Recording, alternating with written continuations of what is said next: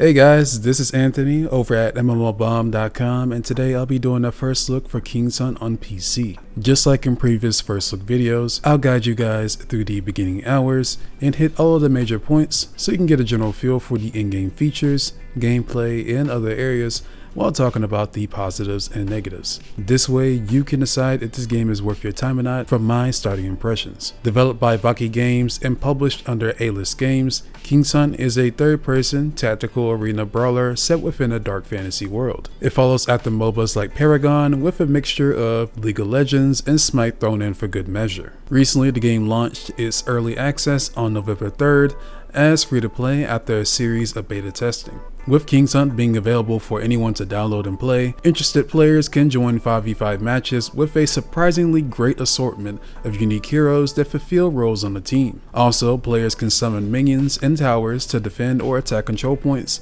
and customize their power progression with buyable runes. These elements are compelling enough to satisfy newcomers to MOBAs and veterans looking for a new title to mess around in. However, with Kingshunt being in early access, it's pretty rough around the edges. Its optimization is questionable, sound and visual effects fail to evoke the rule of cool that hero skills should have, the onboarding process is a bit shallow, and finding a match is horrendously long.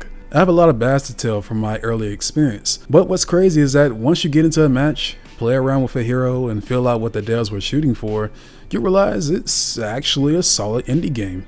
Once you're into the game, you can choose the play tab and get a general rundown for how to play the game from the in-game tutorial. The directions listed in the game mode do just enough to coach you on the key bindings.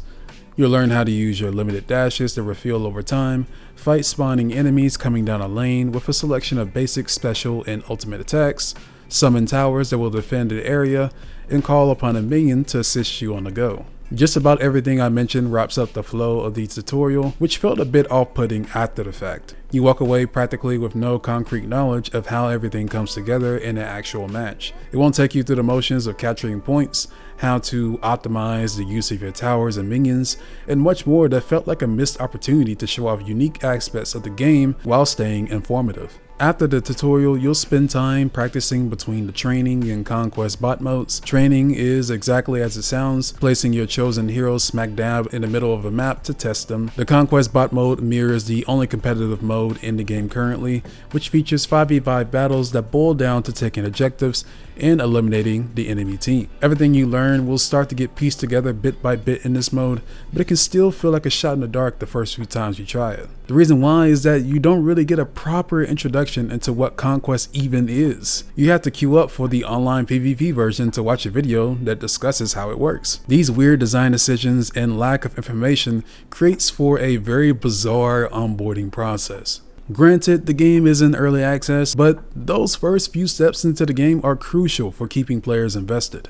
For what it's worth, a lot of the information provided while exploring the home interface will fill in what the tutorial lacked. The heroes, summons, and runes sections have pop-ups giving additional context and some visual flair. For heroes, you'll have access to 10 right away and can unlock 5 more with in-game currency. Their roles will range from tanks to fighters to mages, with the more niche ones fulfilling a marksman, assassin, or support role on a team. Kingshunt having a total of 15 characters in early access was quite unexpected for me, and it displayed a very good diversity between playstyles. Also, I really dig the designs of some of the models, like the chicken-headed mage and the bone-headed fighter with a glaive. These heroes have ability kits that leans them into being proficient with crowd control or melee or ranged combat, debilitating the enemy team or supporting their teammates. That's all pretty standard for a MOBA roster to have, but Kingshunt introduces new ways of blending hero proficiencies with the help of summons. Because summons are player controlled,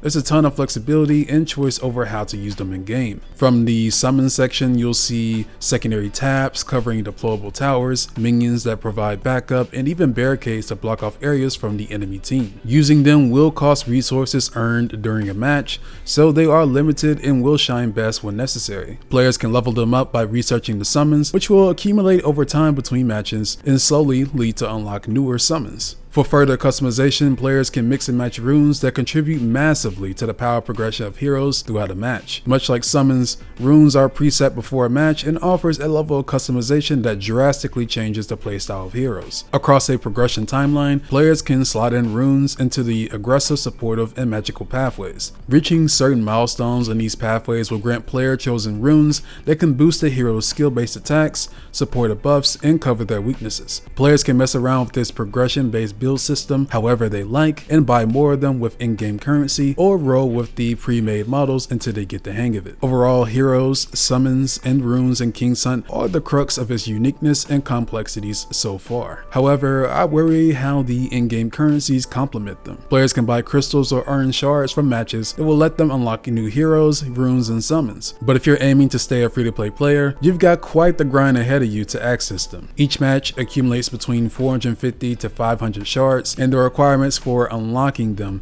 can stack up as high as 25,000 or as low as 3,000. Many players may feel the urge to fork over some cash to get the premium crystal currency and get ahead of the grind. As the game evolves, this may become a play-to-win loophole depending on the game's balance. But another factor that will persuade players to purchase crystals will be the mind-numbing queue they'll have to sit through while trying to grind out shards. For myself, I sat for around 30 to 50 minutes for a single 5v5 Conquest match, and that was my first match. That included many players constantly dropping and unforeseen crashes. With how long it took to queue up, I was half expecting the actual experience to be terrible. I'm glad that I was actually wrong about that though. Kingshunt Online Quest Mode is pretty solid. There's nothing to write home about, but the combination of everything it offers gives a match a strategic, intense edge that feels engaging. In Conquest, the objective is to hold 3 control points while pushing down lanes and killing enemy minions and players. Every aspect will be a primary focus as you swing from place to place in reaction to enemy movements.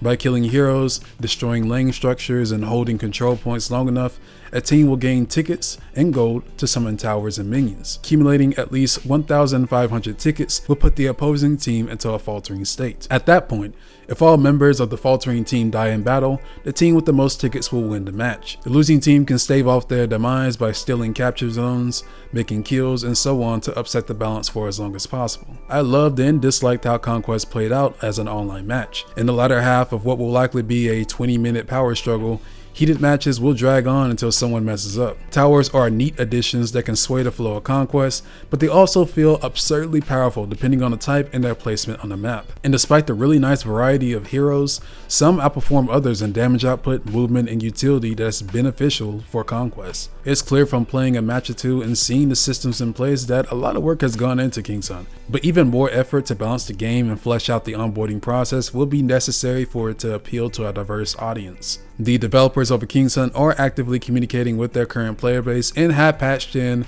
an update since release. With the way they're going, they may be able to attract more players as they bring new modes, heroes, mechanics, and improvements to the game. For anyone on the fence about Kingshunt, I'd recommend keeping an eye out for future content additions from Vaki Games. The dark fantasy aesthetic is definitely a sick twist I haven't seen in MOBAs, and I believe it has potential. Whether it achieves success or not will depend on its player population though. If newcomers can't queue into matches within a reasonable amount of time and grinding out new things sucks because of it, the early player experience will drive off those willing to give it a shot. Well, that wraps up my final thoughts on Kingshunt for PC. If the game sounds like your cup of tea and you'd like to get your hands on it, check it out on Steam or Epic Games Store and give it a shot. Once you do, be sure to let us know how your experience went in the comments. Also, thank you for watching my review. If you're not already, subscribe to the channel for more content like this, hit that bell and give us a like.